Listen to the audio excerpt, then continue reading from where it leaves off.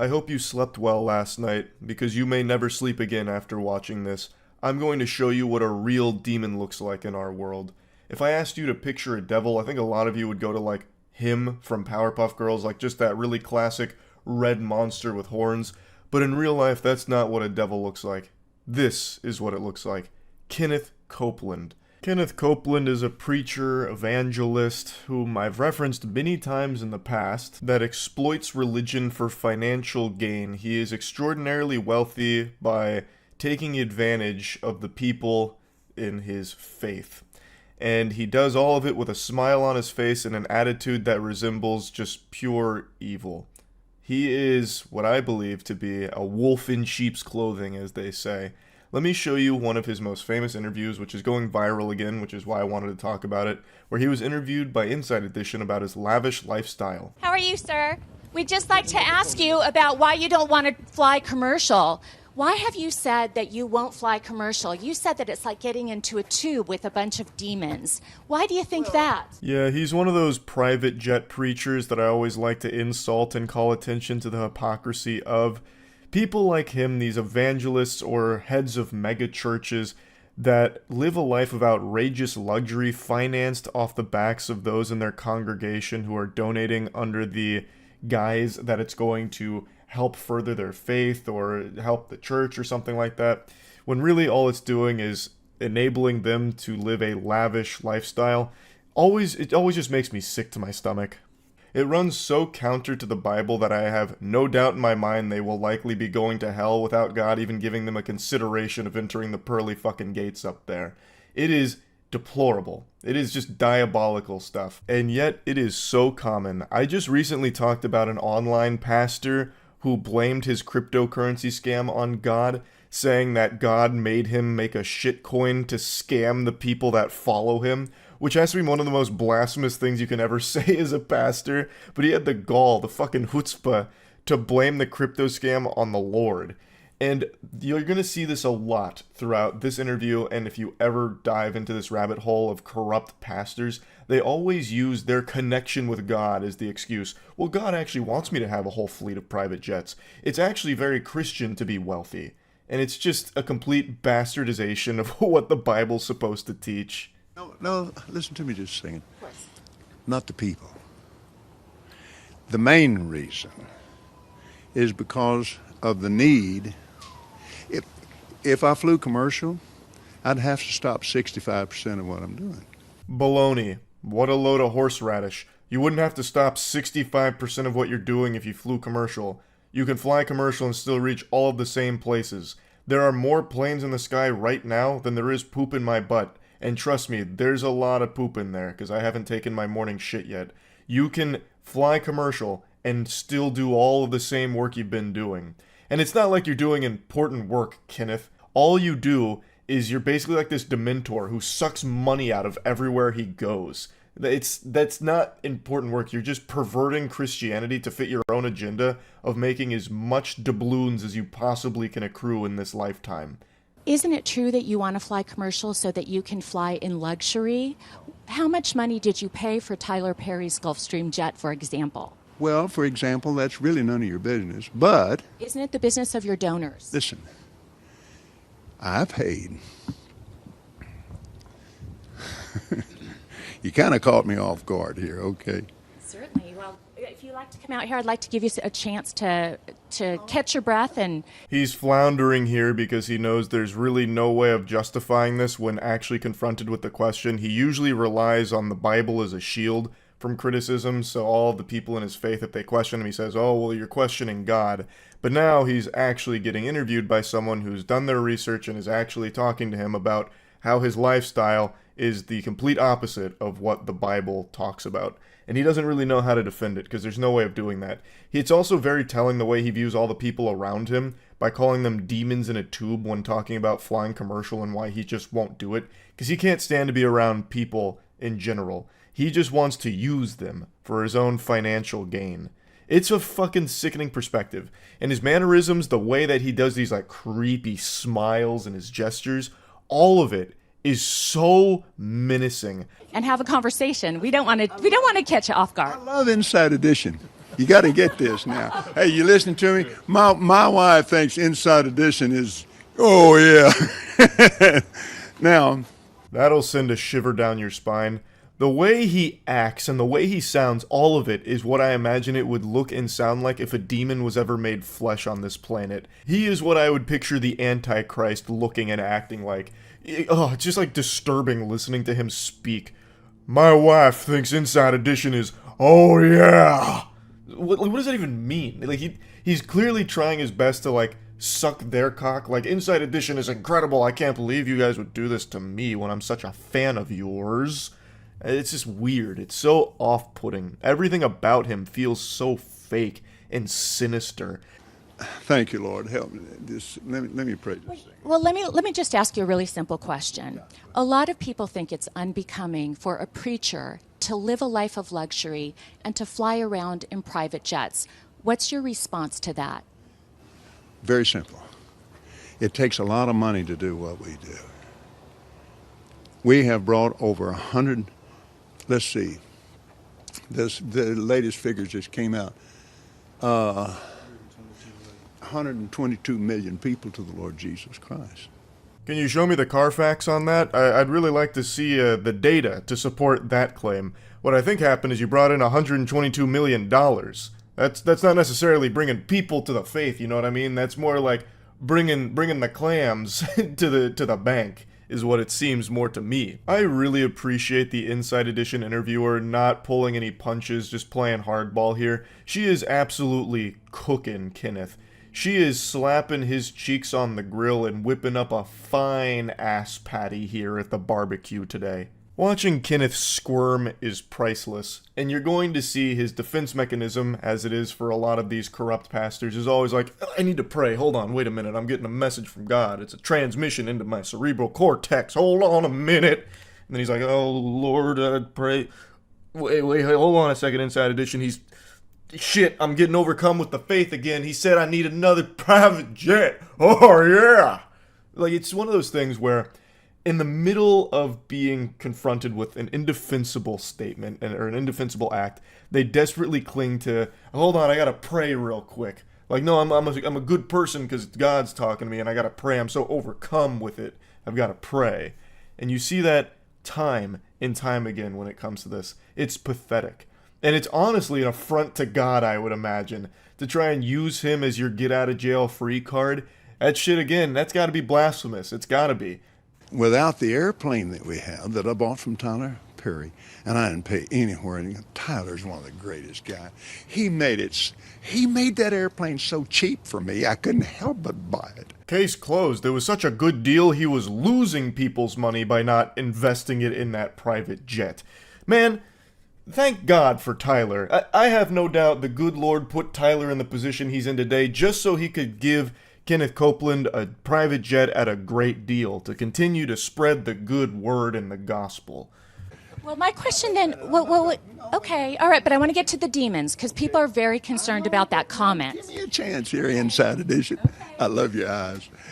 And I don't know what all this was here. It was like a cat playing with a toy. He was just like swatting at her or something to get her to stop. And then he gives her a random compliment out of nowhere, just like a rogue statement. You have great eyes. What the fuck is that? Why are you so unhinged? He's all over the place here. Here's what happened. We flew in 21 days, 70 hours, 40,000 miles, touched 5 continents, and preached face to face personally with 125,000 people. Do you ever... What in the fuck are you yapping about? Huh? What are you blabbering on about? That has nothing to do with your statement about the demons in the tube from commercial airlines you can't be caught dead around. This is a nothing burger. What are you talking about? This is, again, dodging it and just putting it on like, oh, we do great work that can only be accomplished through the use of a private jet. We couldn't reach all of these places commercial. It wouldn't make any sense. It's got to be a private jet, a very luxurious one, so I can be closer to God up there in heaven. It's fucking ridiculous. Do you ever use your private jets to go visit your vacation homes, for example? Yes, I do. Okay. Again, getting back to the comment, you said that you don't like to fly commercial because you don't want to get into a tube with a bunch of demons. Do you really believe that human beings are demons? No, I do not. And don't you ever say I did. We wrestle not with flesh and blood, but principalities and powers. He was so close to letting the mask slip off his face right there in that moment. I really thought he was about to reach over and start strangling her like Homer Simpson to Bart. Like, he gets the finger out and he gets really stern and serious. That look that he gives her, that would strike fear in the hearts of anyone. His facial expressions are so exaggerated, he's like a Pixar character. The way that he's able to constantly have these wide range of emotions that he conveys like that. The way he flips from infuriated to like smiling at her in the creepiest way possible, it's alarming. Everything about this guy should be sending you into a fight or flight response. As opposed to just throwing money at him, it should be running away from him. Can you explain what you meant by that term then? Just explain, because it's really simple. You said you didn't want to get into a tube with a bunch of demons. What did you mean? Well, let me ask you. Do you think that people that fly commercial are demons? If you give me a chance to talk, sweetheart, I'll explain this to you. But it's a biblical thing. It's a spiritual thing. It doesn't have anything to do with people. People, I love people. Jesus loves people.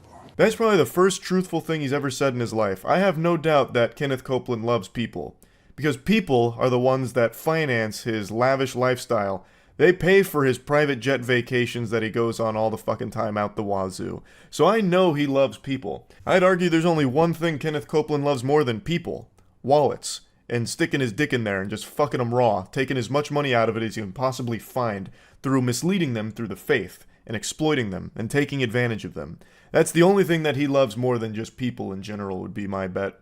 So again, he will not just answer the question of what he meant by being in a tube with a bunch of demons on it, and the Inside Edition interviewer continues to press that, which I really appreciate. He continues to just tiptoe around it. Let me ask you a question. No, goofball, just answer it yourself. Just say what you meant. Say it with your whole chest. But people get pushed in alcohol. Do you think that's a good place for a preacher to be and prepare to go preach to a lot of people when somebody in there is dragging some woman down an aisle? It made me so mad to see that on television. I wanted to punch the guy out myself. I can't be doing that while I'm getting ready to preach. So you just don't like to be around the sinful people or the hurtful people. Is that what you're saying? Not the people, baby. Not the people.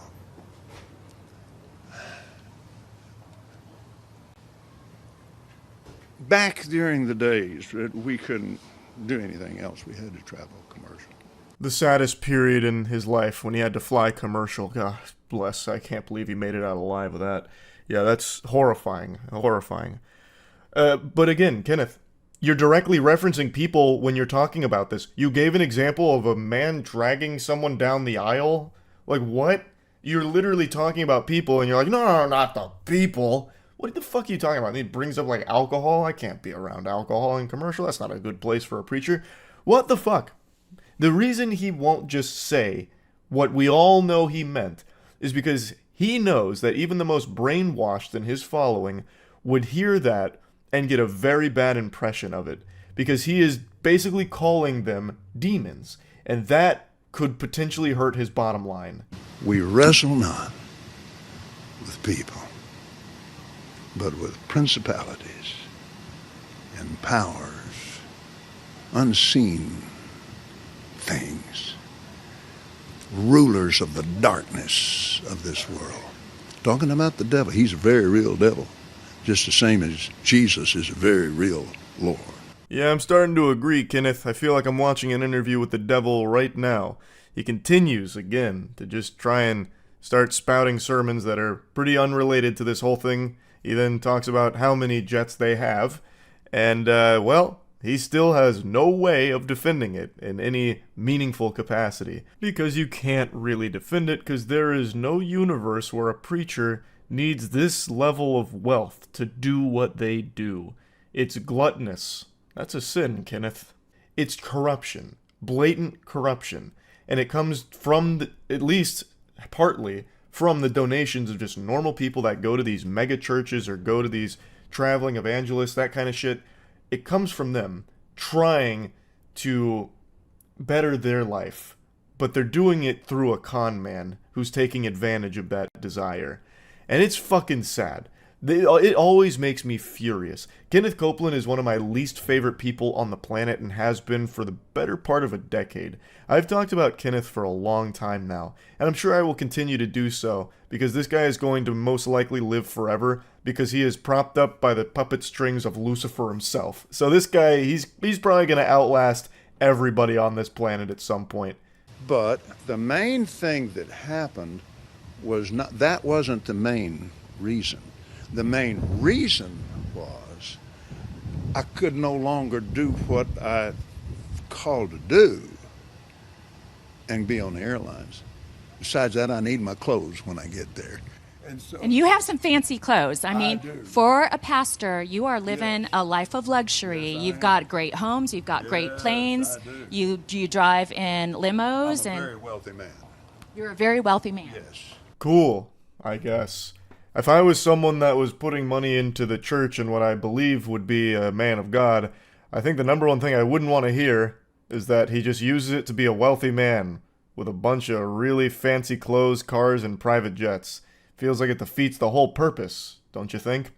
I also can't help but focus on his turkey neck that keeps jiggling every time he speaks. It's like paper in like a strong gust of wind constantly. His neck, like there's so much loose skin on it, it looks like the rudder to a boat or something, and it just keeps fucking flapping around and it distracts me. My wealth doesn't come from offerings alone. Because you sell things, books and DVDs. Yes, and I have a lot of natural gas on our property. Didn't know that, did you, babe? Now I do. Yeah, you do. Isn't that wonderful? You realize that you still just did a big self-report there, don't you, Kenneth?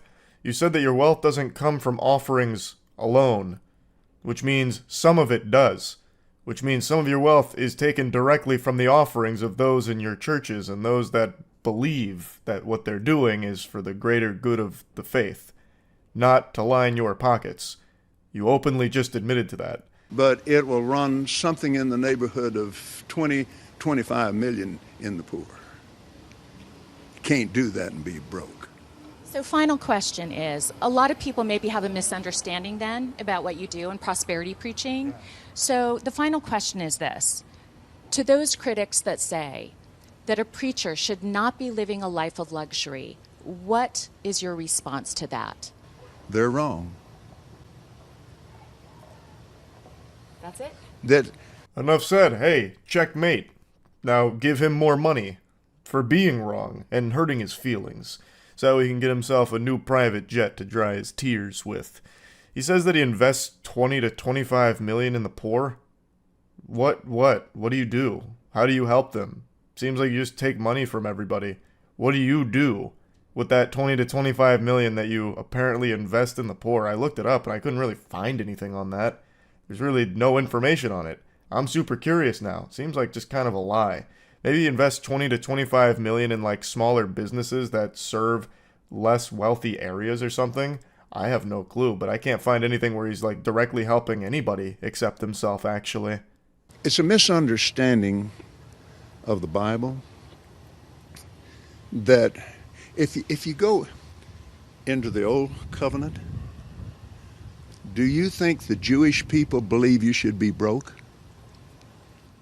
Are you saying that Jewish people appreciate money more than... Really? They believe in wealth. Some people would find that offensive. No, wait a minute now. I'm not talking about some people. I'm talking about the Bible. Shit's getting really weird now, and Kenneth Copeland is clearly struggling and sweating. This has nothing to do with the Bible either, by the way, because the Bible makes it clear in no uncertain terms that this house of worship should never be used as a place for, like, financial benefit for those involved. Like, you know that moment a lot of people recall from the Bible where Jesus flips a table? They might forget why that happened, so I'm going to go ahead and post this. Jesus entered the temple courts and drove out all who were buying and selling there. He overturned the tables of the money changers and the benches of those selling doves. It is written, he said to them, my house will be called a house of prayer, but you are making it a den of robbers. This has been brought up before, and I have seen a lot of slimy excuses and really weird interpretations of that to still justify taking a ton of money from people in the church. But the way I always interpreted that, and really the way I was kind of taught when I was still very religious back when I was growing up, like I mentioned, I actually got baptized twice in case the Lord slept through the first one, like if his alarm didn't go off to watch it. I did it twice just to ensure. But with this, I was always under the impression that the lesson is that the faith should never be used as just a way of making money from people through it. The Bible also says that it's more difficult for a rich man to get into heaven than it is for a camel to get through the eye of a needle, correct? The rest of the scripture. But he said, all things are possible with God. I thought that was a really good dunk from the reporter there, that Kenneth Copeland tries to weasel his way out of. I don't think it's a really good excuse, though. That's kind of a cop-out. Oh yeah, it does say that in the Bible, but it also says anything's possible through the power of God. When that's an excuse you see a lot of terrible pieces of shit use. What's the expression? Sin 6 days of the week, ask forgiveness on the 7th, repeat the cycle? Something like that. He's basically just saying like, yeah, no, it does say that, in me taking all this money from these people, maybe it is sinful, but hey, anything's possible through the power of God. I'll probably still get into heaven because he forgives anything, so who cares? I'll do what I want, and then ask for forgiveness, and get it. Both of my grandfathers were preachers. They were both very poor. They lived simple, modest lives. They were extremely offended by men that made money like you do, preaching like you do. What would your response be to people that think that preachers shouldn't live this kind of a lifestyle? Folks like both my grandfathers. And I understand that. And I love them with all my heart. It's your grandfathers that we're standing on their shoulders. Not exactly an inspiring thing to say. It's your grandfathers that I have built my empire on top of, the preachers that were actually doing some good work and being genuine people. Well, I was able to exploit that good reputation for myself. I'm standing on their shoulders. It's thanks to them. They're the real heroes. Like, oh my god, they're turning over in their grave right now hearing that statement. That is abhorrent. Sir, thank you so much for your time What's your today. name? Lisa Guerrero. Lisa, God bless. Father bless Lisa today. Thank you for her grandparents. I love Inside Edition. I love the people on it. And it thrills me to get a chance to have my face on Inside Edition. Thank you very much, you, Reverend. girl. You have a nice day. Yes, ma'am. That's where the interview concludes. And I think Kenneth Copeland is a real asshole. I think that guy is evil. Everything about him is exactly what I would picture a demon on this earth disguising itself as. To a T.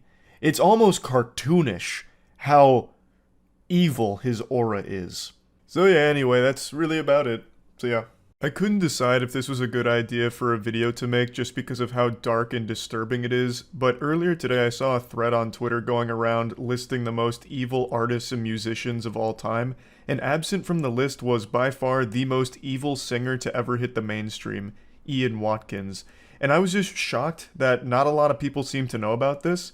This was a story I followed as it unfolded back in 2012 because Ian Watkins was the frontman to my favorite band when I was a kid, Lostprophets. In fact, if there's any archaeologists watching this and want to unearth some unholy relics, if you're able to find any re-uploads of my old Gears of War montages from 2007 and 2008, you'll hear Lostprophets music that they're set to and edited in sync with. I used their music all the time in videos growing up because I was such a massive fan, so you can imagine how fucking disgusted I was when I learned the truth behind their singer. Ian Watkins' crimes are some of the most depraved I've ever read about, and in fact, the senior investigator said it was the most disturbing child abuse evidence he had seen in nearly 30 years on the force, and it's not an exaggeration. Ian Watkins was a serial child sexual abuser and even convinced some of his fans that were mothers to give up their kids to him to abuse, and would even convince the mothers to abuse their own children on video calls that he'd masturbate to. His sex crimes spanned years and even included the sexual abuse of a 10-month-old baby and attempted rape of a baby. Not only were his crimes some of the worst you could possibly imagine, but he was blatantly open about them as well. He'd even brag about fucking kids to some of his ex-girlfriends at the time. I feel like if the police officers had just asked him, hey, are you having sex with minors? He would have hit them with a, hell yeah, brother, and then went up for a high five. The whole story of Ian Watkins and his arrest is also the story of terrible police work from the department. There were years of reports and people desperately trying to get him behind bars, and they just wouldn't look at the evidence. They refused to look at all of the overwhelming evidence that was constantly being provided to them. The reason he ended up getting arrested was on unrelated drug charges, and they just happened to find this absolute fucking mountain, like a goddamn Murdaugh. They wandered in there and happened to find all of this child abuse evidence, but they were there for drug reasons and continued to turn the other cheek and ignore all of the reports coming from victims or people that had already compiled evidence and submitted it to them. Now, like I said, he wasn't very secretive with what he was doing. He wasn't exactly like some kind of cunning, sly, criminal mastermind. He was very open with the fact that he was a pedophile. Just look at this excerpt here. Look at one of the passwords he'd use for his computer. Ian Watkins is a sick psychopath who's currently serving 35 years in jail, which isn't nearly enough for his crimes. And he's not remorseful about it either. Like, just read this quote here, where he said he did it for the mega lols, talking about abusing and raping kids. So anyway, after reading that Twitter thread about evil artists and musicians, I really think it's worth talking about this guy and his history, since it seems it flew under the radar for a lot of people. So I'm just going to give a brief summary of everything Ian Watkins and Lostprophets related. As I mentioned at the beginning, they were my favorite band when I was a kid. Before I even got into rock and metal like with the other mainstream bands, I was listening to Lostprophets.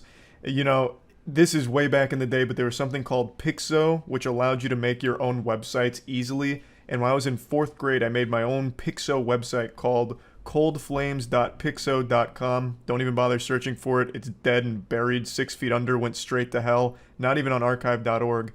But on my Pixo website, the very first thing that would happen when you went there is the music video for Lostprophets' Rooftop song would play. That's right, I was like an early adopter of the K-pop stan culture where they just spam music videos everywhere to farm views for them. That's what I did for Lostprophets on my website.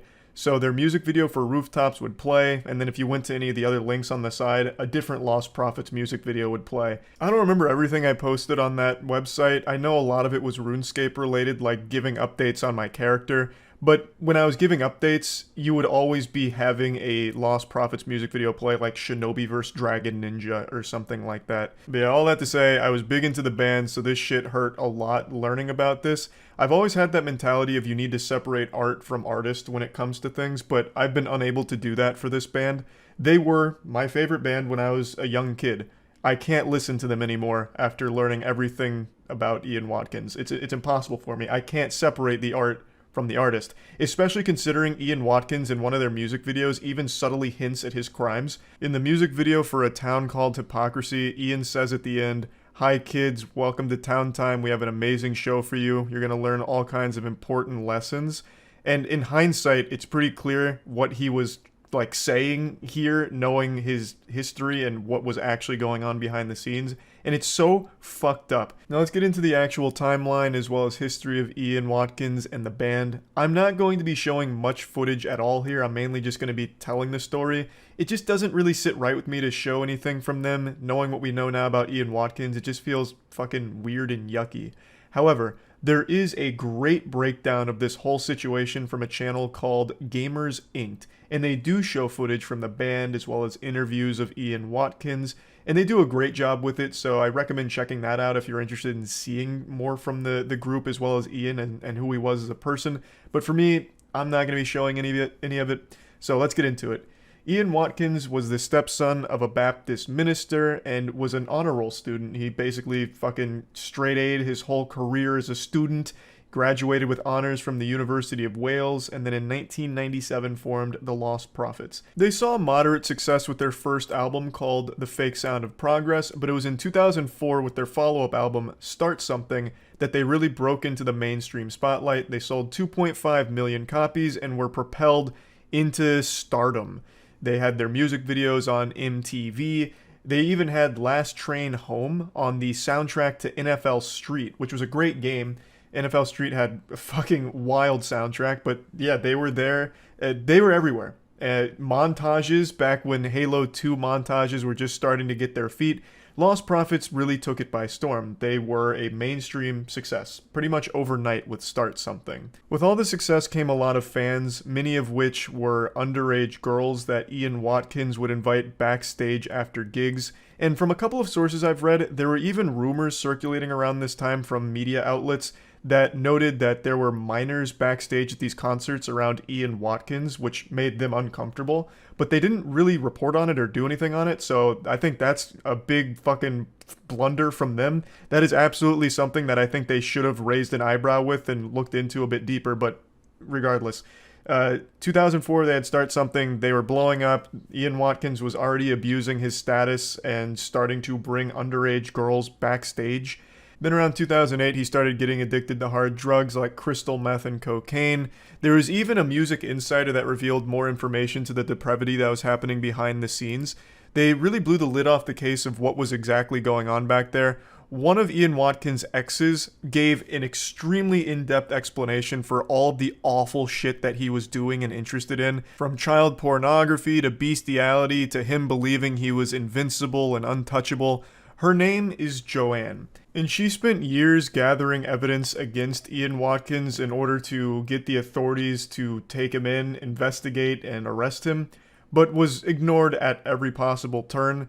I think Gamers Inc. video does the best concise breakdown of the timeline here, so I'm just going to play a short clip from it before getting a little more in depth. But did find it strange that there were so many young girls around the band that often. Joanne began receiving disturbing text messages from Watkins in 2008, following an incident in a video discovered by the police, in which the two are having sex, and Watkins is heard to tell Joanne that he can't wait to get you pregnant so they would have a child to abuse. Joanne then received a text message from Watkins in 2008, in which he bragged to Joanne that he had sex with multiple underage girls. Joanne, disgusted by this, went to the police immediately that same day, but unfortunately this would be the first of many instances in which Joanne was ignored. It is worth noting that she did also say some horrible things to Ian. However, her side of the story is she was trying to gather as much evidence against him as possible to submit to the authorities to trap him and bring him to justice. So I think that's worth bringing up. She went to the police multiple times with her phone and laptop and asked them to look into it. Here's all the evidence, now please use it. And they never did. I don't know what their excuse was for not investigating further. Maybe because she was a sex worker for a time, so they didn't take her seriously, but they just wrote her off as an angry ex. Ian Watkins would regularly brag to her about having sex with kids. He would even send her images of actual, sexual abuse of children, and they just never took it seriously. At least, not until Ian Watkins was actually arrested, and then they launched a massive investigation and arrested Joanne for possession of those images that Ian sent her. So she got arrested for the possession of the evidence she was gathering for the authorities, who just weren't doing their job here. She was eventually cleared of these charges, but still, just an awful situation all around. He could have been stopped much, much earlier if the authorities had bothered to look into it even slightly.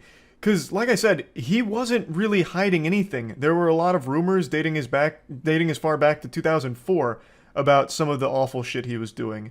They could have just done the bare minimum and gotten this guy way before 2012. In that time, how many more victims were there, you have to wonder. It also wasn't just Joanne that was submitting all of this evidence or making all of these claims against Ian Watkins. There were a lot of different people that came forward. For example, an Australian woman told police that Watkins was a child abuser and drug abuser. Her email even concluded saying, "Do not disregard this as it's serious." Nothing happened. There was other complaints, including intelligence reports about Watkins' drug use and sexual interest in kids that kept getting submitted to the South Wales Police Department that didn't get investigated.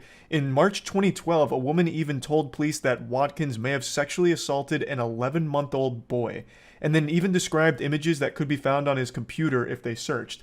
But they didn't search. Now, I'm going to look into the case just a bit, but I'm not going to go that deep because it's way too gross to talk about. It's so bad, in fact, that the judge that sentenced Ian Watkins, as well as the two mothers I mentioned at the start of the video that abused their kids for him, he said this: "Those who have appeared in these courts at the bar or on the bench over many years see and hear a large number of horrific cases. This case, however, breaks new ground. What you three did plumbed new depths of depravity." The full sentencing remarks can be found online, but I don't encourage anyone out there to read them because they will make you sick to your stomach. You will absolutely fucking puke. It'll ruin your whole day trying to read this. I'm only going to read a couple and bits and pieces of them. I can't read half of this shit. It's so fucking painful to even say. I'm only going to do a couple here, just to give you an idea of how bad this guy was. This isn't even the whole thing. So here, count 18 dates back to March 2007. You met after a Lostprophets concert when she was a 16-year-old virgin. The prospect of taking her virginity excited you. You got her to dress in a schoolgirl's outfit and you videoed her and you having oral, vaginal, and anal sex. You asked her whether she enjoyed being your underage slut. At the end, you urinated over her face and told her to drink it. That gives you some insight into your attitude to young females at the time. Over 5 years before counts relating to count 19 dates back to August 2008. The girl was another fan, age 16. You videoed her having oral sex with you, and she is seen snorting white powder, which you told her was cocaine. This next part, I think, is going to be one of the most disturbing things you'll probably ever hear. This is in regards to the mothers, to one of them in particular. But you were a mother. Your infant was only 10 months old. A mother naturally loves, protects, shields, nurtures, and cherishes. Your infant would have trusted you implicitly. You betrayed that trust. What did you do? You had a detailed discussion with Watkins about the sexual acts to which the two of you were going to subject your infant. That's as far as I'm going to read, because then it goes into detail about what happened with Watkins, the mother, and that baby. And there is a video of it where they are sexually abusing a 10-month-old baby. And it's described in detail in the sentencing remarks. It is horrific. And this isn't all of it. Like, these were only 3 counts that I just read to you. It goes on and on and on. I think Ian Watkins is the biggest monster to have ever existed in any capacity as a celebrity or a singer, and just one of the most depraved individuals I've ever read about. They talk about the child pornography images and videos he has with kids aged 2 to 12. It's like an endless amount of the worst things you could possibly imagine. So yeah, I think the answer to who is the most evil artist or musician of all time is Ian Watkins. There's a long list of horribly fucked up celebrities out there, and I think Ian Watkins is somewhere towards the top of that list. That's about it. So yeah. I went over to my family's house for dinner a couple nights ago, and my father was raving and couldn't stop talking about a case I'd never heard of that apparently is just wrapped up. The Alex Murdaugh murder case. And in fact, it extends beyond that. The entire Murdaugh family murders. This is a very high-profile case that I just hadn't heard of until my father started lecturing me on it like I had just taken a criminology course. He apparently followed every single piece of evidence that dropped. He watched every trial, everything. My dad studied the tits off of this case like he was going there to prosecute Alex Murdaugh himself. And it piqued my interest. It made me want to learn more about it. So I went to the best goddamn channel on YouTube for things like this, Legal Eagle. Legal Eagle recently made a full, beautiful breakdown going over every single piece of evidence and every single key point in the entire Murdaugh history. So I'm going to put a link to that in the description, but I just kind of wanted to share it with all of you because this is one of the more deep and disturbing cases I've learned about in quite a while. So I just wanted to share kind of the gist of it with all of you, but I highly recommend watching Legal Eagle's video on it if you want to learn the most about it and see how everything unfolded. You see the Murdaugh murders. So my dad just told me about that. I didn't know anything about it. And he was apparently embezzling money for a long time, a pathological liar, an oxy addict, and he snapped and killed his son and wife. My dad was telling me all about it, apparently. Or, not apparently, my dad was telling me all about it. Apparently, it was a wild case, and I didn't hear shit about it. Yeah, apparently the prosecutors had a video that the son had recorded that proved that Alex Murdaugh was lying about his whereabouts on the night of the murders. So I guess the story was they were killed at like the dog kennels on their property. Alex Murdaugh claimed that he wasn't there that night at the kennels, and he had like a couple alibis because they had his whole phone record. Apparently he called a ton of people to try and get a couple alibis. And eventually the prosecutors showed a video that his son had recorded literally minutes before he was murdered. His son he killed also got in a boat accident that killed a girl named Mallory Beach, and also was the only witness to his housekeeper dying, and he embezzled her life insurance. Oh, what the fuck? Close. Los Angeles area double murder expert O.J. Simpson predicted that the Alec Murdaugh jury would acquit the Low Country lawyer of double murder. It turns out that Simpson's powers of prognostication don't really work for murders he wasn't directly involved in. It wouldn't surprise me in the least if this guy beats this case. So before I explain... It's crazy. It is crazy. We have O.J. Simpson on Twitter dropping reaction videos, giving his opinion on how another murderer could potentially beat their case. That blows my mind. Randolph Murdaugh Sr. was elected solicitor in 1920 and served until he was killed by a freight train in 1940. Sounds like a murder. That sounds like an actual old western murder where they tied him to the train tracks. Don't know the situation, it literally just sounds like he was murdered. Now, some people suspected that the freight train incident was a suicide because no one could figure out why Randolph's car stalled on the tracks.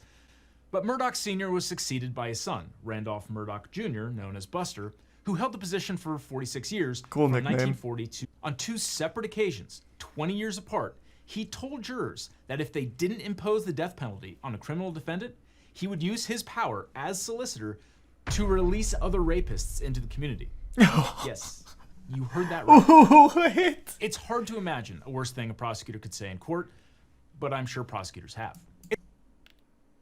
And he got to keep the position? He would make these threats like, okay, if he doesn't get the death penalty, 5 rapists will go into Gotham. He sounds like the Joker. What? Elected official, so he just campaigns and pays off the right people? Yeah, but I'm sure there's still systems in place where if you're threatening to release rapists out of like a grudge, you can get fired. Like you can get like taken out. Like you lose your position, I would think. Because it was the 70s. It's not like rape was cool in the 70s either. I'm sure people weren't like rallying behind him like, yeah, that's fucking Buster right there. That's how Buster plays. Give the death penalty. Or 50 rapists. Buster, release 50 rapists into the neighborhood. The guy really had rapists in the queue to join the server. Oh, you're talking about Buster still, yeah. I'm just going to take a guess that the other Murdaughs didn't use the same tactic. Alex Murdaugh, the now convicted murderer, is Randolph III's son. All of this information is to show you that the entire Murdaugh line is fucking evil, basically. Now that you're brought up to speed on where Alex Murdaugh comes from, let's talk about his kids, because his kids are no saints. Legal Eagle goes into more detail surrounding some of these cases, but I'd just like to give you a quick breakdown. If you want more information, obviously watch his video on it. But one of Alex's sons, Buster, who is named after, of course, Buster Murdaugh, who came before him, is actually a person of interest in a 2015 death. A young man named Stephen Smith was found dumped on a Hampton County road. There wasn't a whole lot of indicators to suggest that this was a vehicle crash, and in fact was even ruled a homicide by a couple of people, most notably the county coroner. And interestingly, Buster Murdaugh is mentioned dozens of times in the investigation.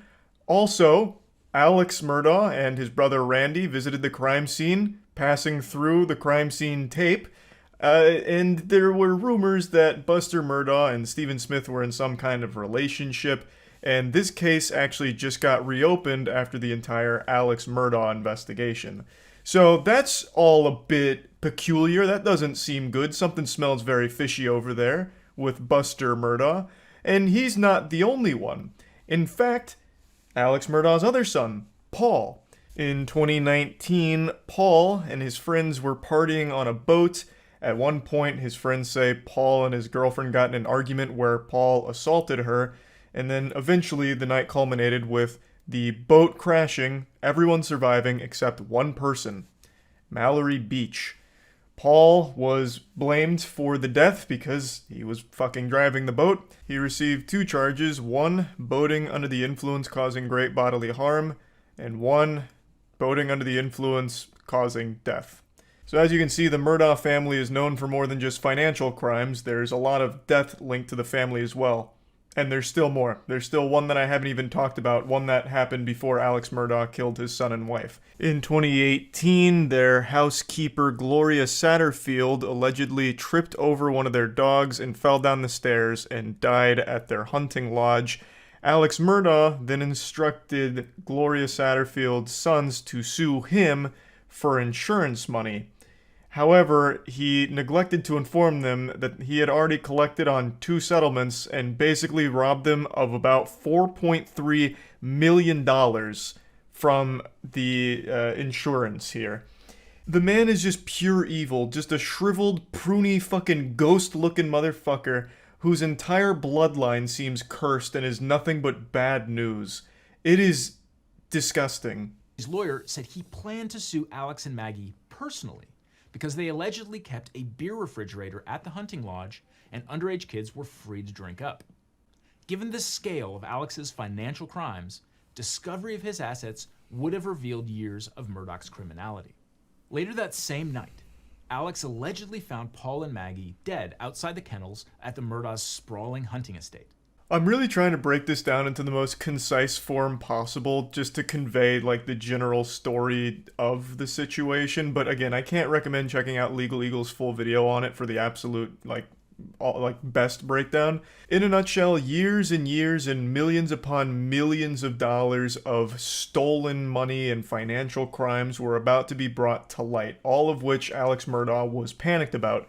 So, the main theory behind his motive for killing Paul and his wife Maggie is he needed some way of buying time to weasel his way out of this situation. I shit you not. The murder of his son, Paul, and wife Maggie, right now the leading theory is he did it for sympathy, to portray himself as a victim, and to basically just buy himself some extra time to get out of the situation because all of these financial crimes that have built up over years were about to be fucking blasted publicly. All of it was going to come to light. So that was his plan. Now, Paul was murdered before he ever stood trial for the death of Mallory Beach. But I'm getting a little ahead of the story because there was one other baffling situation that occurred involving a hired hitman that Alex himself hired to shoot and kill him so his other son could get his insurance money. So Alex admitted to stealing from Chris and blamed his behavior on an opioid addiction. And then hours later, that same day after that conversation with Chris, Alex was shot in the head. Yes. Seriously. Does this seem like a far-fetched Netflix series yet? So, now we're at the part that I know. Everything that preceded this, fucking wild. No clue. But now we're getting into the part that my dad was talking about, and now I'm kind of in the know on where all this goes. Chat just educated me about this, so I have the spoilers here. But I guess I won't drop the spoilers. But I see now what has happened and how things have got to this point. Yes, but I mean, I'm okay. Alex later admitted that he hired his cousin Eddie to shoot him. So Alex's remaining son Buster could get the life insurance. $10 million life insurance policy. But apparently cousin Eddie wasn't up to the job because the gunshot wound was National just Lampoon that temporarily blinded Alex. Eddie would also turn out to be Alex's oxycodone dealer. Alex later admitted that he stole from his law partners and clients to fund his addiction to painkillers. According to and then my dad's calling me about the Murdaugh shit that I just sent him with this. Hold on. Yeah, well, did you even know about all of the Murdaugh shit with his family? Like how his son is most likely responsible for deaths as well? Yes. You And his son that, like, was in the boat accident. yeah, the boat. Yeah, the whole deal. I mean, yeah, I know all the background of the whole thing. Yeah. And then how he tried to set up, like, his own... Yeah, I just got to that point. Cousin Eddie to like a hitman to shoot him for the life insurance policy for Buster. Yeah, and then they fucked that whole thing up. Okay, I didn't know if you knew any of that because you didn't mention it. That shit's crazy. Well, see, that's why I haven't been playing any games. I got so into this shit. I'm like, I can't stop. It's like, see, that's why I said this is 10 times better than the goddamn O.J. Simpson. Yeah, no, this is absolutely wild. I had no idea it was like so deep reaching. I know. See, that's what I'm telling you. So you think it's pretty cool, right? Well, cool is like probably a weird word to use for it, but like it's fascinating. Like it feels like it's some kind of crazy movie. Yeah, he's really into the whole Murdaugh shit. He got like encyclopedic knowledge on this whole thing apparently. He didn't even mention the family stuff, so I thought that'd be news to him. Yeah, no, this whole family's rotten. Although I haven't heard anything about the mother, so maybe she didn't do anything terrible. I have no idea. For violent schemes. Real quick though, was his plan actually to die? Like, did Alex Murdaugh hire cousin Eddie, goofball McGee, red-blooded patriot, fucking wild maniac to come shoot him and kill him? That's wild. So his plan was actually to die. He said, come shoot me in the head. And then he survived. He's like, damn it. Time to change plan. Wow. Hey, a lot of things can be said about Alex Murdaugh, but God damn it, he gave it 110%. This man was ready to literally kill himself so that way his son could still have some fucking cheated funds. $10 million life insurance policy. The drug dealer. The trial's biggest bombshell was an unsent Snapchat Yes, video this is the one that my recovered from dad was Paul's talking phone. about. Alex told police he had last seen his son and wife 90 minutes before he found their bodies. Several witnesses testified that they could hear Alex's voice in the background of the video. Hey, he's got a bird in his mouth. Did the Snapchat video influence Alex's decision to testify on his own behalf? Almost certainly yes. The very first Well, thing yeah, and I think that is very clearly his voice in the Snapchat video. Very clearly. Alex did on the witness stand was fess up that he lied about being at the kennels. Alex admitted it was his voice on the video. Were you in fact at the kennels at 8:44 p.m. on the night Maggie and Paul were murdered? I was. Did you? So then he absolutely just admits to a lie right there. I do want to point out, this man's got some wild hair coloration here. This looks like a weird slider in a Dark Souls creator. He looks like a French fry with like some cheese sauce on the top. That shit is going hard. You lied to Sled Agent Owen and Deputy Laura Rutland on the night of June 7th. I did lie to them. And I'm so sorry that I did. Other than lying to them about going to the kennel, I was very Holy cooperative shit. in every aspect of this investigation. When Alex's brother Randy overheard Alex trying to bribe a nurse to let him use her phone, he thought it was suspicious. And brother Randy called the police and the story began to unravel. Oh, Jesus Christ. Sled sketch artist and spent Man, this guy just straight up looks evil. He looks actually soulless. Those are some hollow, empty devil eyes right there. 100%. Sometimes people just look the part.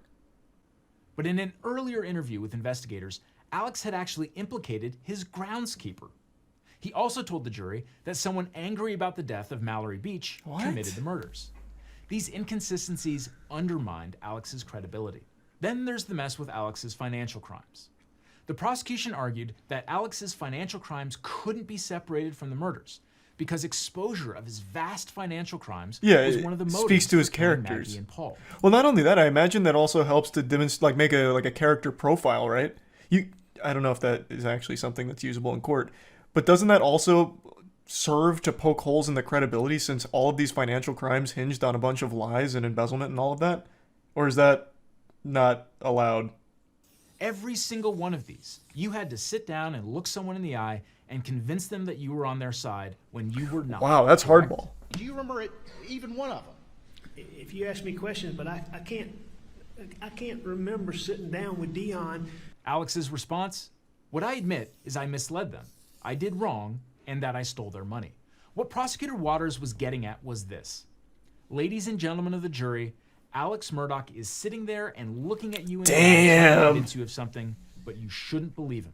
Just look at how he lied in the past. That's Moreover, strong Alex as fuck. testified that all of his financial bad deeds were caused by his drug habit, which was costing him as much as $60,000 a week. As for the weapons, prosecutors said casings for bullets from a .300 Blackout rifle were found near Maggie's body. And the Murdaughs owned a rifle chambered in .300 Blackout, and the weapon is now missing. Alex also couldn't account for the clothing he was wearing on the day of the murders. His clothes had never been found. His mother's caregiver testified that after the murders, Alex tried to remind her about what he was wearing. I guess it's easy in hindsight, but I feel like even if I was in the court as this was unfolding, the second it came to that point, both of those in conjunction, I'd be like, well, he fucking did it. Oh, what kind of coincidence is that? Oh, so they were killed with .300 Blackout rounds. Oh, you have a weapon with .300 Blackout. That's a weird coincidence. Can you bring it in so we can just make sure like everything's, all good? Oh, it's missing. Well, what happened to it? Oh, you don't know. Oh. Okay, well, what about your clothes? Can we, like the clothes you were wearing on that night, maybe they picked up some forensic evidence from the real killers. Oh, you lost your clothes. Are you telling me a burglar came in the middle of the night while you were sleeping and took the fucking clothes off your back? Even your dirty goddamn undies, he took them? Oh. Like, what the fuck? This is outrageous. The speed of the jury's verdict, just 3 hours of deliberation Oh, after nice. a trial lasting a month and a half. That's a gold split. Speaks volumes. Yeah. The day after the verdict was read, Alex Murdaugh was sentenced to 2 consecutive life sentences for murdering his wife and son.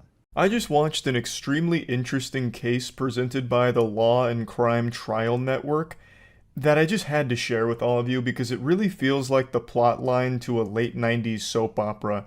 It's got an evil wife, and let me tell you, she's a real battle axe, and she's hatched a nefarious plan to poison her husband for life insurance money, allegedly. I hate that I have to use the word here because the overwhelming amount of video evidence and everything makes it very clear that that's what was going on, but apparently you gotta say that word when talking about something like this.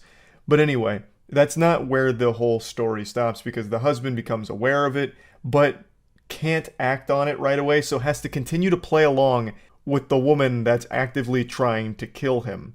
And then when he eventually takes it to authorities, they initially don't act on it, so then he has to gather even more evidence. It's just so fucking wild, and I just have to show this to all of you. Because this really does feel almost make-believe. It feels like something Darman would write if instead of making, don't judge a book by its cover videos, he made murder mysteries. A military wife is now charged with attempted first-degree homicide after her husband allegedly caught her on camera pouring bleach into his coffee maker. He says it was all to get life insurance benefits. It really does make me giggle every time allegedly is thrown out in a case like this where you can actually just watch it happen on the fucking Jumbotron. And especially with this one because the husband was super thorough with all of the hidden cameras he set up. So you can get like a 360-degree video of all the poisoning attempts. You got every goddamn cinematic angle imaginable. And yet still allegedly poisoning attempts. Again, I fully understand why they have to keep saying that word here because she hasn't been found guilty in court yet of all of the charges. But I mean, it's pretty clear. The answer to this game of Clue is Feliciano in the kitchen with the bleach and coffee maker. Like, we can tell. The man, quote, suspected someone was tampering with his coffee, and in May 2023, while still in Germany, he set up a camera in his house.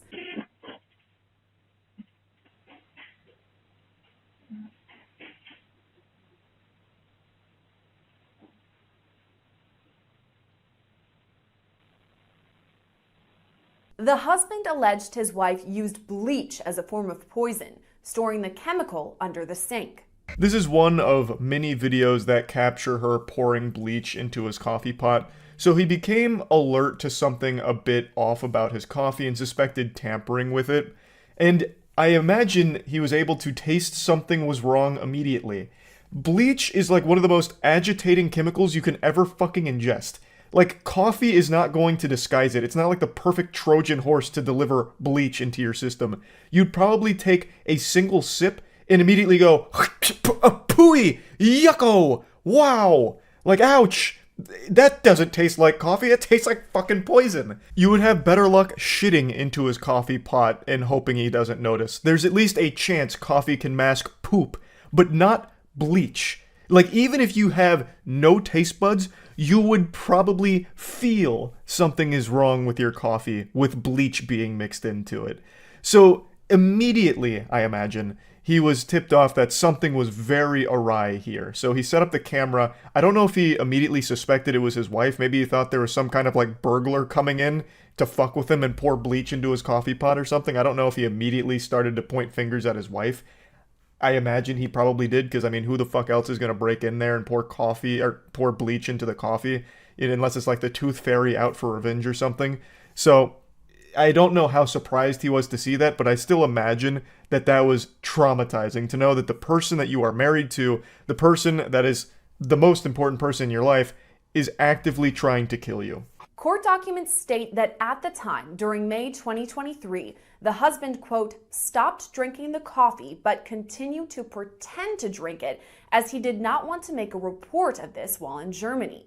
He said he knew his wife would continue poisoning him and wanted to submit a report while in the US. This is such an interesting conundrum.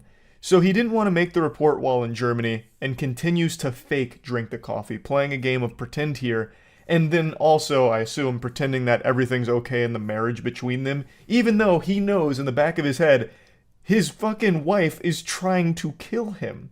And his wife doesn't know that he knows, so she continues to make attempts to poison him. When I try and picture this situation in my head, I immediately just start thinking about the movie Mr. and Mrs. Smith, but without, like, the guns. So instead of, like, dumping lead at each other or shooting at each other, it's his wife really insisting on trying the coffee. A new recipe, perhaps. So, and he's just like, oh, this is good, very good, but he knows. 1 month later, in late June, the family returned to the United States and was stationed at an Air Force base in Tucson, Arizona. At that point, additional cameras were set up. Video captures Feliciano Johnson pour something into the coffee pot and look over her shoulder to see if anyone is watching. By early July, her husband reported his findings to the Tucson Police Department. So this ruse continued for over a month, with the husband pretending to keep drinking the coffee, giving his best Oscar-winning acting performance. Honey, this coffee is so good. Wow, delectable. Rubbing his tummy, all of that. I also can't help but wonder if he tried to, like, mess with her a little bit. Not trying to poison her, obviously, but, like, make her believe that the poison was working. Like, did he start faking a sickness or something? Did he start, making it seem as though he was falling ill in order to see how she'd respond? Like, he just, puts a thermometer in his mouth and he's, like, looking real pale and he's like, oh, babe, I don't know what's going on. I'm not feeling too good. Making a bunch of, like, coughing noises to see how she reacts to it, to try and catch her with, like, joy in her eye that her plan is working. Or if he just simply kept drinking this, or pretending to drink the coffee, and his wife must have thought that he was fucking immortal, just legitimately immune to poison. Which is a pretty scary thought, and pretty concerning considering he lived with her and went through this for over a month now, with someone actively trying to murder him. And if she really thought that bleach had no effect on him, like he was just built different, bleach doesn't work, I just would be worried that she'd try other things that maybe he didn't pick up on, or wouldn't have picked up on if it continued, you know what I mean? But anyway, he gathered all this evidence and then he brought it to the authorities. Showed the officers at the front desk the video, but since you could not clearly see what she was pouring into the coffee maker, the report was taken with no follow-up. At that point, he purchased additional cameras disguised as fire alarms. He set them up in the laundry room and in the kitchen area where the coffee maker was located. So it wasn't actionable evidence because they couldn't clearly see what she was pouring into the coffee maker. So the guy says, all right, fuck it, check this out then. You need more? I got you with more. So he sets up a ton of cameras, gets every possible angle here. He's got so many cameras set up, he could probably render his whole house in VR with this kind of setup. So he's got everything covered. Now you can clearly see that she's pouring bleach into the coffee maker in certain videos. And he even goes a step further by conducting his own at-home experiments to confirm his theory.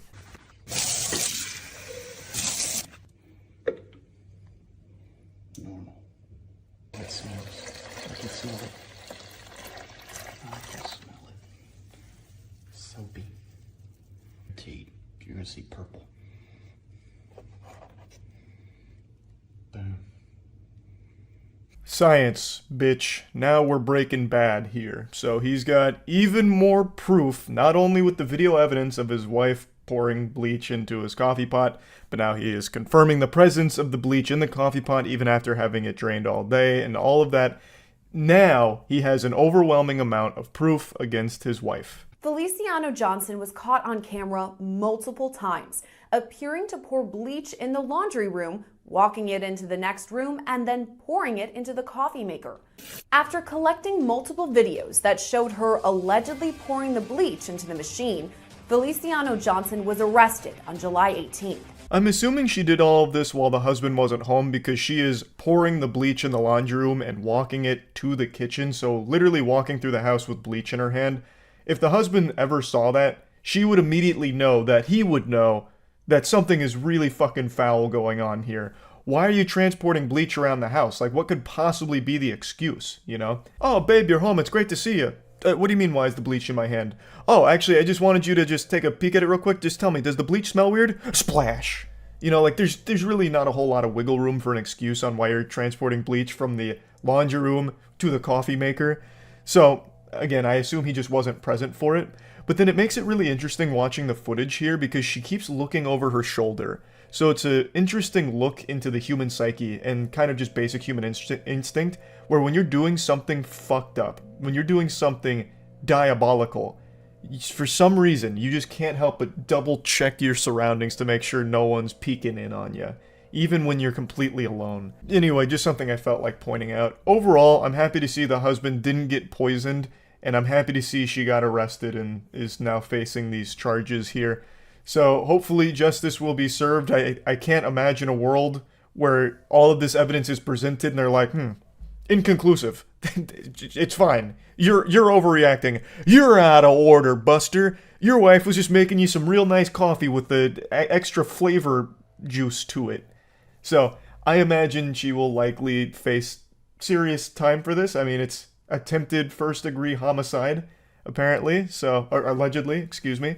So yeah, I just wanted to share this story because I just found it to be super fascinating. But yeah, that's about it. So yeah.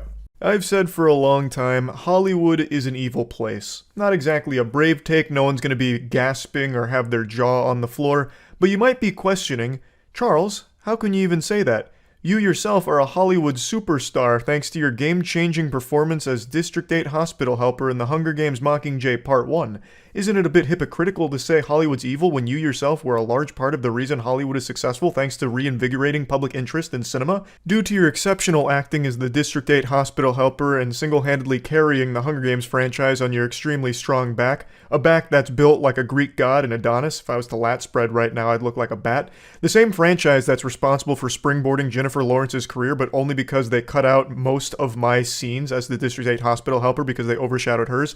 And of course, you're not wrong, my sweet sunflower, but it's because of this level of expertise with a performance like mine, District 8 Hospital Helper, which is still widely studied across all theatrical colleges across the nation, that I am able to say with a high level of confidence that I know just how corrupt and evil Hollywood is from the inside. It is rotten to its very core. And it's extremely nice to see that most people are really waking up to how fucked up Hollywood is as an industry.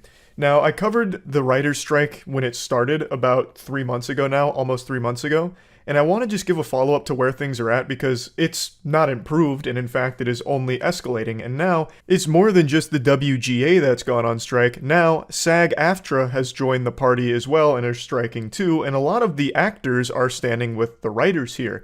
So it's really bubbling into this giant, witch's cauldron stew here. It's like when all of the characters of an action movie come together at the end to fight the big bad guys. just this big team-up moment. So all the writers are coming together with a lot of actors standing beside them in order to finally get what they deserve from the industry. For those that don't know why they're striking, it's actually pretty simple. I'm just going to boil it down to like the bare necessities here. Their pay is not what it should be for the work they do for these productions. Writers are invaluable to the industry, period. I know there's a lot of brain rot on Twitter that's arguing the opposite, and they keep using the example of, if writers are so important, why is there such thing as bad writing? Checkmate. They don't deserve to get paid more for writing like this, and then they'll drop an example of shit writing from something like Forspoken, which isn't even like a Hollywood production, but some of the writers that are in these unions are also working on video games, so I guess that's the point they're making. Actual little Neanderthal brain takes of, this writing is bad, so that all writers are useless. In fact, let me write it. It'll be 10 times better. And their only experience writing is fucking summer book reports in middle school. It's just a stupid take.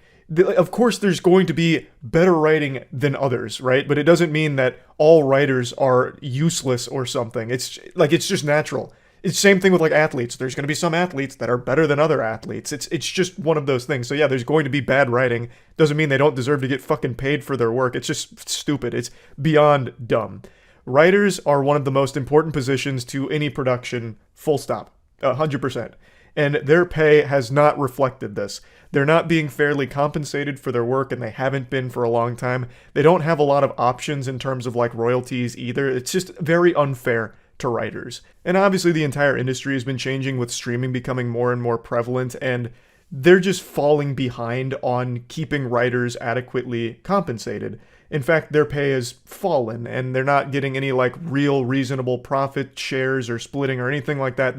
They're just not being paid fairly. That's the bottom line there with the first component of this strike. So they've been trying to have conversations with the top brass in the industry in order to rectify this, reach some kind of amicable conclusion so they can get fairly compensated for the work that they love doing and want to keep doing. But that hasn't really happened, so they were left with no other options except going on strike. And another big component of this is AI. As AI continues to evolve rapidly, a lot of the soulless money zombies at the top of the Hollywood food chain have taken notice and have recognized that if they start to integrate AI into their productions, they can save a lot of money by not having to pay writers' salaries or pay writers. They could just start using AI in order to get their desired result. It's cheaper, they have more control over it, and clearly the WGA as well as SAG-AFTRA, like pretty much all writers, have a bit of an issue with that. So that was another one of their points, is they would really like if they didn't just fucking blast AI into the industry to try and like phase them out. Like they don't want the AI trained on their works. They don't want any of their works to be used to try and develop some kind of AI model off of it. So those are really the big things. And this has been going on for about 3 months now, and the response from the big boys has not been positive. So according to reports, they are determined to break the WGA, and now by extension SAG-AFTRA, since they're also striking at the moment. So their in-game, according to the executives and the insiders here, is to allow things to drag on until union members start losing their apartments and losing their houses. They call it a cruel but necessary evil. This is par for the course for Hollywood. This really tracks. Anything evil that can be done, Hollywood does. So they're playing hardball here. They're not giving in to any demands. They're not budging an inch. They're saying, hey, might be a cold Christmas, and you might not be able to afford to have a place to live anymore, because fuck your demands. So they're saying, like, the strategy is simple. Bleed them out. You know, when they're financially strapped for cash and desperate, starving on the streets, then they'll come crawling back to us, groveling at our feet, and then we'll dictate some new terms that they won't be able to decline. But we're not giving in to any of what they want. Now, in a sane world, I would really think most people would be behind the writers, because, I mean, it makes sense. They're not getting paid nearly as much as they should for the work they do for these massive 9-figure productions that are raking in hundreds of millions of dollars, and the writers are the ones that like make the story happen, the most important part. Like, you can't just have a movie of fucking nothing. You can't go in there and just have like a bunch of noise, right? It's not TikTok. It's not you're going to the theater for jingling keys for 10 hours. You need a story still. The writers are integral. Thus, they should be compensated fairly for it. But we don't live in a sane world. We live in a clown world. So there is a ton of people on Twitter that are saying that the writers are unreasonable and that the executives are in the right here. The executives are the heroes in the story and the writers are the bad guys, which blew my fucking mind. The fucking goofball goober CEO of Disney, Bob, said that the writer is very disturbing to him, having a wambulance moment, some fucking French cries, going over like, oh, I can't believe they're striking. It's so unrealistic. You're ruining the industry, guys. Why do you want more money? How could you be so greedy? Coming from a guy who's making $20 million a year annually, the writers are extremely important. And coming from someone like this with a salary like that, I don't know who on Twitter who could read these stories and then start pumping their fists saying, yes, those are the good guys. Those are the heroes of the story, the champions of justice, the fucking soulless husks with unimaginable wealth that are exploiting their workers, fucking their butt with a smile on their face. It makes no sense to me because, again, most people on Twitter are either children or normal working class people, not multimillionaire celebrities. So how can you, as like a normal working class person, be excited and celebrate that other working class people like yourself are being exploited? It actually just doesn't compute up here in my noodle how you reached that part of decay in your mind. Like, why wouldn't you want the workers to get paid more? Why would you want the wealthy executives to continue to nickel and dime all of their employees in order for them to make more tens of millions per year on their annual salary? Like, I don't get how like a normal person sides with them. Like, they're not going to give you money just because you're fighting PR battles for them on Twitter. Dumbass Disney CEO Bob's not going to find your Twitter account and start clapping for you. He's not going to just swoop in there and be like, you know what, Jacob? I am so glad you made this tweet. You're right. It is unreasonable and downright criminal that our writers want more money. It does. Where did we all go wrong as a society? Wanting some kind of profit sharing or some other compensation? It is ridiculous, Jacob, and you are right. Here's $5 million. Give me your PayPal. It's not going to happen. Like, I don't know why you're blaming writers either. There's a lot of people getting mad at writers because now their favorite shows are being affected, so they're going on a hiatus and a break because there's no one writing it. And now they're getting mad at the writers, like, just go back to doing your fucking jobs. When what they're trying to do is what every worker tries to do. Get paid fairly for the work they do. Like, I just don't understand who could be against that. I really don't. Honestly, I don't. So I just wanted to give you an update here because the writing strike is only continuing to grow here, and it's going to continue to grow until either they come to the table and start to negotiate, or all of the shows get drastically affected by the situation here. It's already affected a ton of productions, and it's only going to continue if they can't reach some kind of deal here, or some kind of peaceful resolution or something. So just wanted to keep you updated on that because this is a story I actively follow, and yeah, that's really about it. So yeah. On TikTok, there lives many evils, some cringe, some criminal. Just like the Force with the Jedi and the Sith, there exists a balance. And today, we're gonna tiptoe and tap dance all over that line between cringe and criminal as we look at a completely deplorable individual named Madison who hatched a diabolical scheme to fake cancer, apparently with the goal of getting her family back together. At least according to her, that's the statement she made in court as to the motive behind faking cancer. Which, if that really was the goal of it, that is a worse plan than anything Ed, Edd n Eddy ever hatched for jawbreakers back in the day. It makes no sense, but basically, she faked cancer, eventually started getting, like, public speaking gigs, I suppose. She documented her battle with it in an attempt to, like, uplift people, I suppose. She also made a GoFundMe which collected like $37,000, which turns this whole thing from just a complete fabrication for the sake of attention, possibly, into a full-blown scam where she was taking money from people under a complete lie. And then, eventually, the whole house of cards came crumbling down after an investigation concluded that she made everything up. Now, I can't find the first videos she started to post about this. It only exists, from what I can find, in a Ray William Johnson video he just posted covering this, so I'm just going to show you a clip from that. They found a mass on my pancreas, and I had stage 2 pancreatic cancer at just 19 years old. Oh, but that's not even the worst part. She also had leukemia. The 5-year outlook of survival is a slim 11%. But does all this stop Madison? No way. She sees it as an opportunity to document her battle and uplift others. What an incredibly evil thing to lie about. Now, of course, she's far from the only person on the cyberspace to lie about having cancer. In fact, there was a really recent story I just talked about like a month ago about a poker player who lied about having terminal cancer in order to raise money to enter a poker tournament. But anyway, back to Madison. So she posted a lot of update content going over what was happening, and this includes photos that she would take. Photos that she would stage, since she didn't actually have cancer. And I can't find a ton of them. The only one that I can find that was a big smoking gun is, again, from Ray William Johnson's video. So he's got, like, all of the old artifacts here to preserve the story, I guess. So I'll show you a picture of it here, which is this. And a lot of medical professionals saw this and noticed that there was some very fishy shit going on here. It was starting to raise some red flags, sound the alarm bells that, this may not be a case of her having cancer, but instead an undiagnosed case of terminal clout disease. God rest her soul.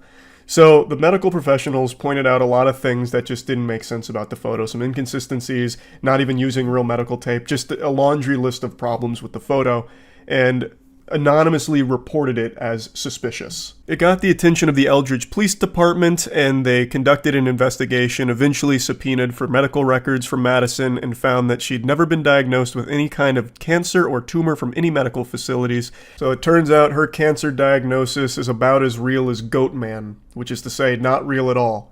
Sorry to all the Goatman enthusiasts out there, I don't mean to burst your bubble. I know it's a tough pill to swallow, but it is what it is. He's not real. But what is real is this mugshot right here. Madison was arrested in January. I also didn't mention that even outside of like that one big photo that a lot of people pointed out and heavily scrutinized for inconsistencies, she was posting other photos that weren't hers, apparently. She would use photos from actual cancer patients and post them as if they were her updates, which is unbelievably evil. Like, the whole thing is so genuinely disgustingly evil, but like to me when I learned that portion of it, I couldn't believe just how low she sunk for this. Also, it was recommended that Madison not face prison time because she didn't have criminal history and had good grades in college, was employed, which made her less likely to reoffend.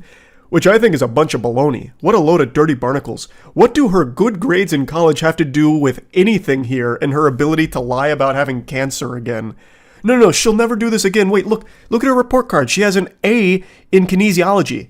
Obviously, she's not going to pull this stunt again. Don't be ridiculous. No prison time at all. She's learned her lesson. Just slap her on the wrist, send her home.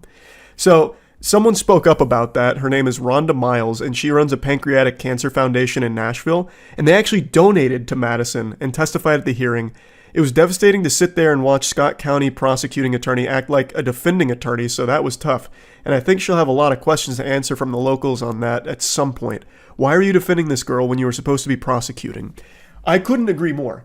This is not something that is just some whoops-a-daisy mistake kind of silly, stupid, quirky, dumb decision that a young person makes. It's not.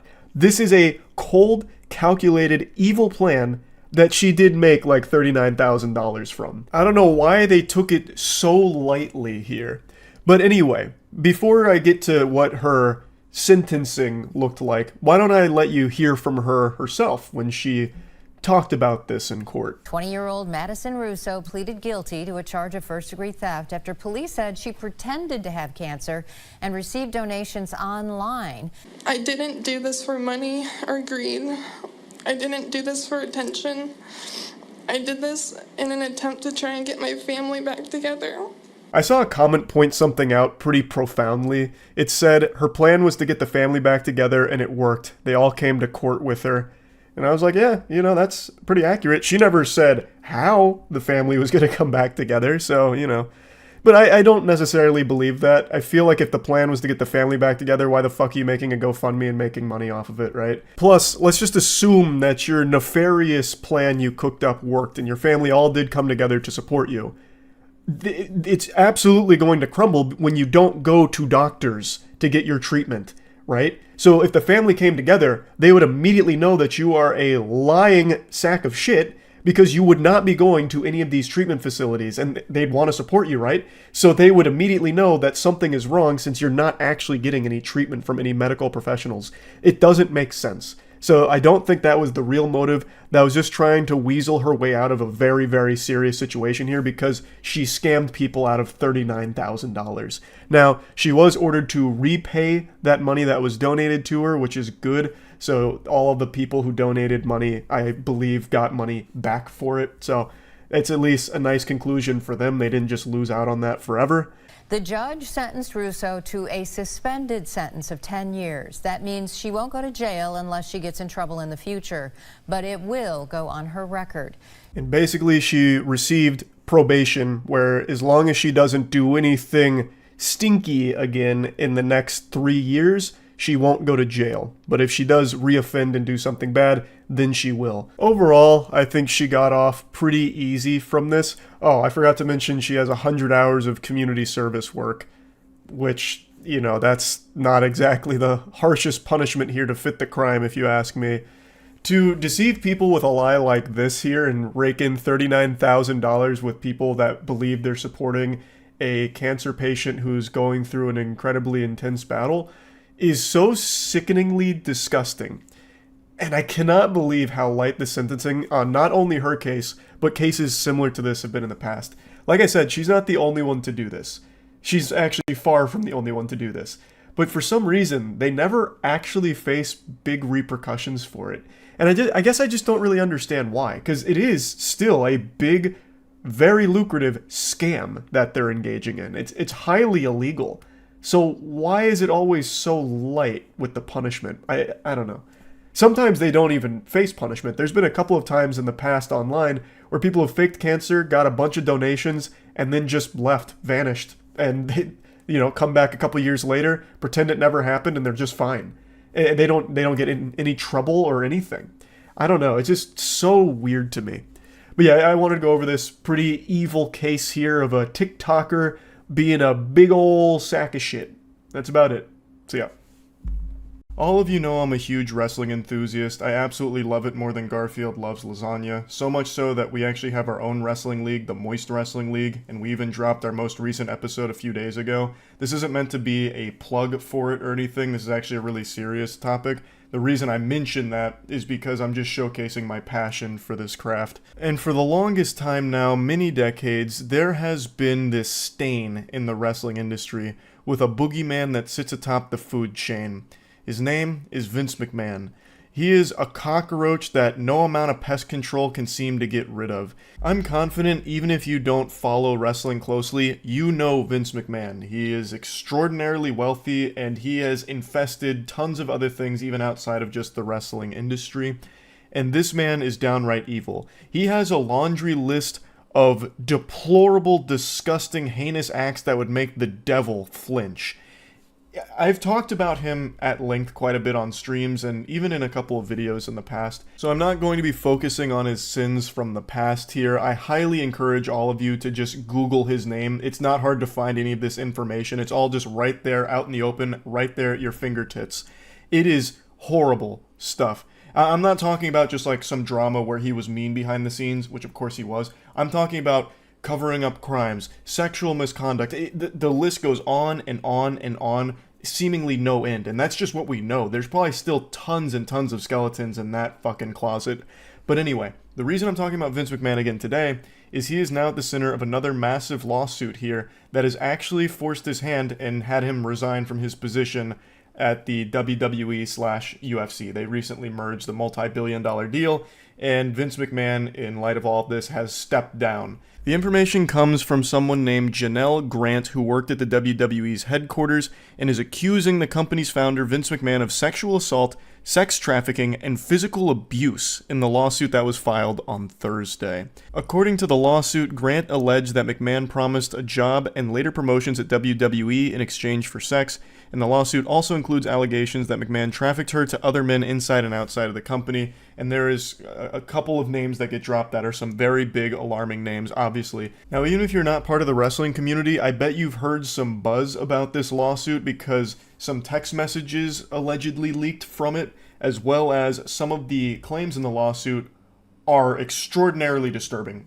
Like, it is some depraved shit. And I mean shit, literally. One of the big parts of this lawsuit that was popping off on Twitter, like general Twitter, was this section where Miss Grant is talking about a threesome that McMahon put her in.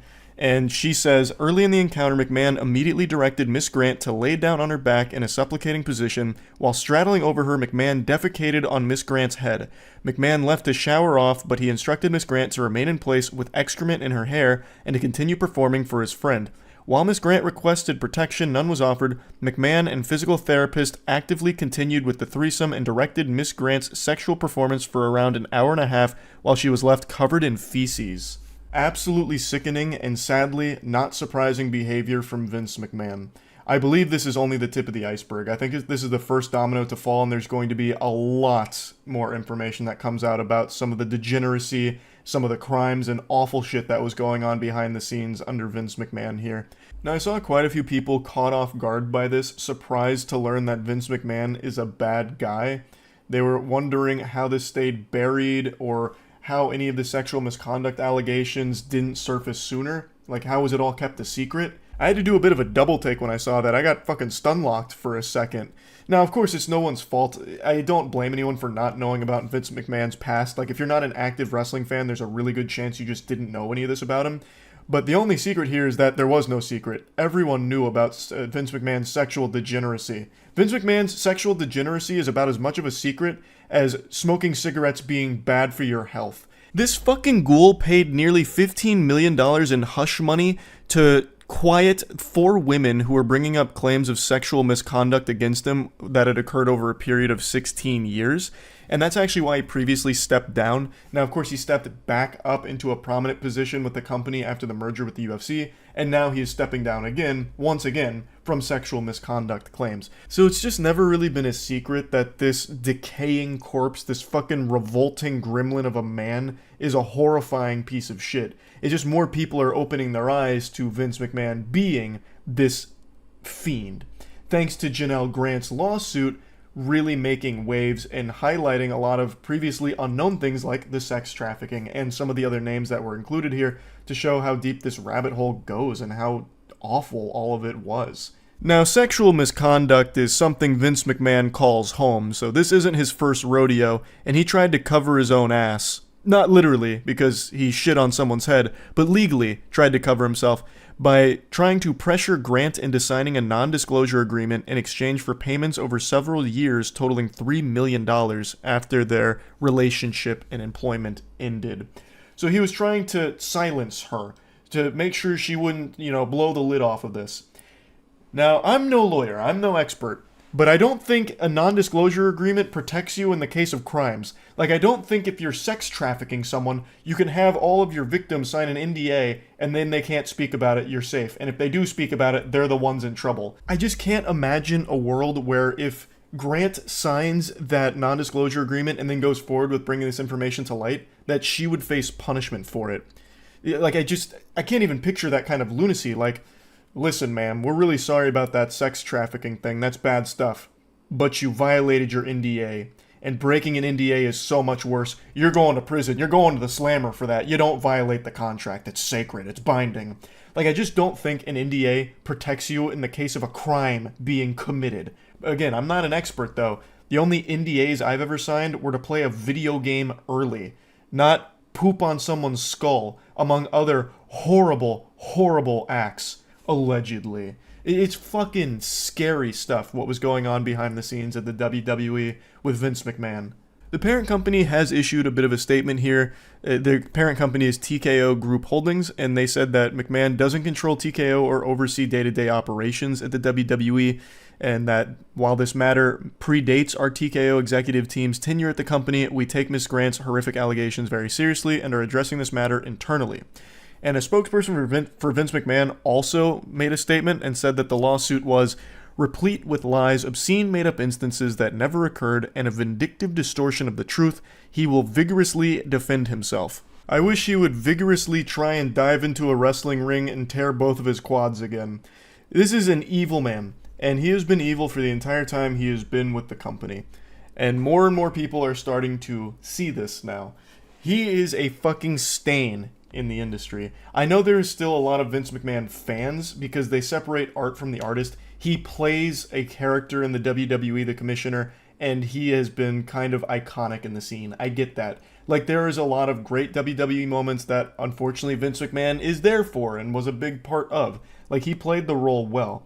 But as a person, he is terrible and a horrible person to have at the position of power that he does in the industry. He shouldn't be in the industry. He shouldn't even be outside of a fucking jail cell for the things he's done. Like, I can't separate art from the artist when it comes to something like this. I just can't do it. I know there are people that are, and I'm not like mad at you for it or anything, but I can't. He is just absolute trash, scum, the lowest of the low, and I will of course be keeping my eyes on this lawsuit as everything continues to develop here. I just wanted to give you like the very bare bones of it, like the basics. There is so much to it. I urge anyone out there that's curious to take a look, but just fair warning, it is disturbing. It's very not pleasant to read. So yeah, just wanted to talk about it a bit. That's it. So yeah.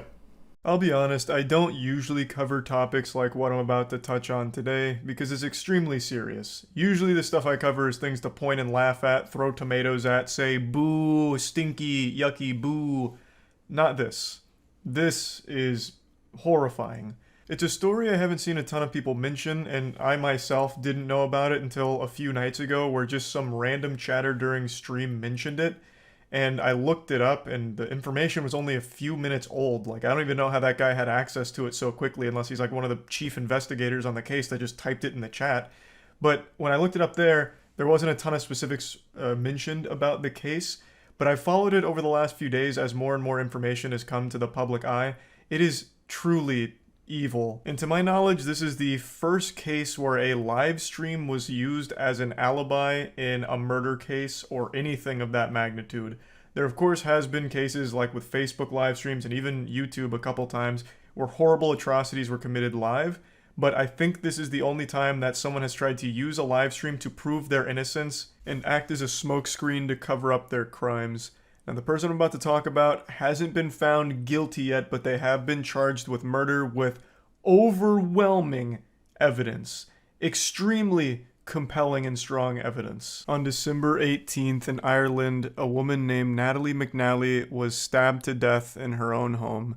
She was 15 weeks pregnant at the time of her death. And the person accused of the murder is a man named Stephen McCullough. He is a YouTuber as well as streamer. He mainly focused on toy reviews as far as I can tell, specifically seeming to be a big Doctor Who toy reviewer. So what happened is, on the night of Natalie McNally's murder, Stephen McCullough went live on his channel. And this live stream is still up right now. It's a 6-hour live stream. And this was crucial evidence to prove his innocence on this evening. Because how could McCullough have possibly killed someone when there's proof of him streaming from his home at the same time that the murder had taken place? So they eventually, after bringing him in initially on suspicion of being involved in this case, let him go. Because this live stream did serve as a pretty good alibi for him. Plus, this wasn't just streamed to 0 viewers, there were real sentient human beings with a pulse there to watch this stream, so should any of this information ever come to light, there would be a lot of witnesses saying, no, I was watching him stream, he was 100% at home.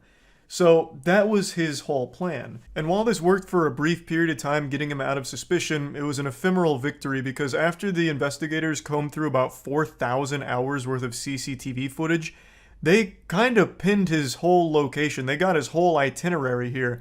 They were able to track him around and follow him around like it was a fucking Sims character.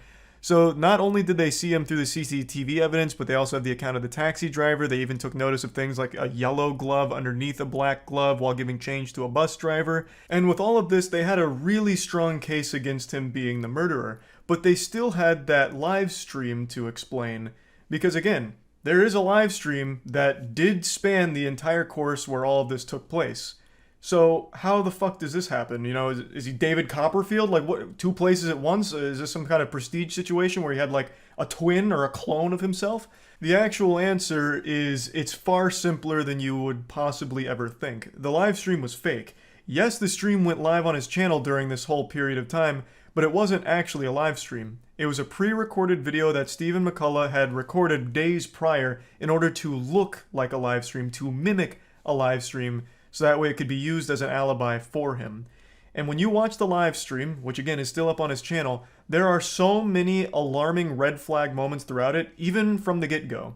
So he mentions at the very beginning of this live stream that he's not going to be able to read chat for a variety of technical reasons. One of them being it would crash his computer, it'd freeze the computer, it'd ruin the whole stream because of all of these deep tech problems that he couldn't solve. Everything's gone cattywampus, so he won't be able to read your chat. More like, Doctor, who's talking? Because I can't see you, I'm not reading chat. He just keeps reiterating over and over and over again that there's going to be no chat interaction. Because obviously, since this is a pre-recorded thing, there is no chat for him to read or interact with. Well, because this streaming software is kind of up the left, it means I can't check the live chat, which is a real shame.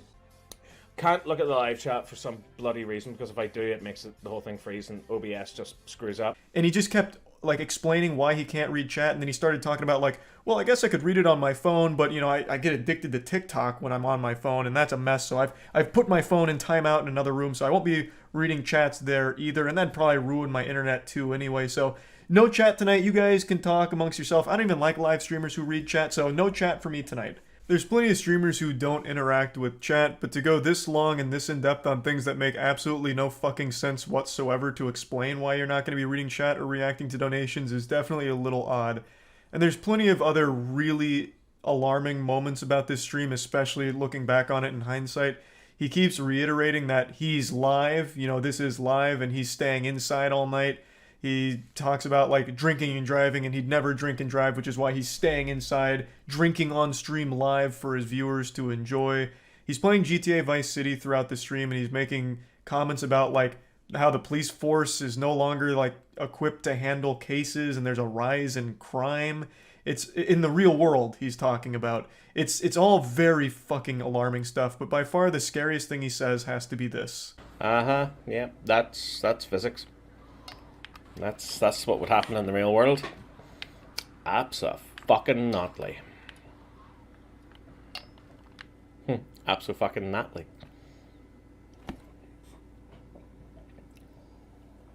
Completely out of nowhere, unprompted, he mentions someone named Natalie in a pretty menacing way. And once again, there's plenty of other things he says in here that are very scary, but I think this one is by far the worst moment. This has been 100% confirmed beyond a shadow of a doubt to be a fake live stream.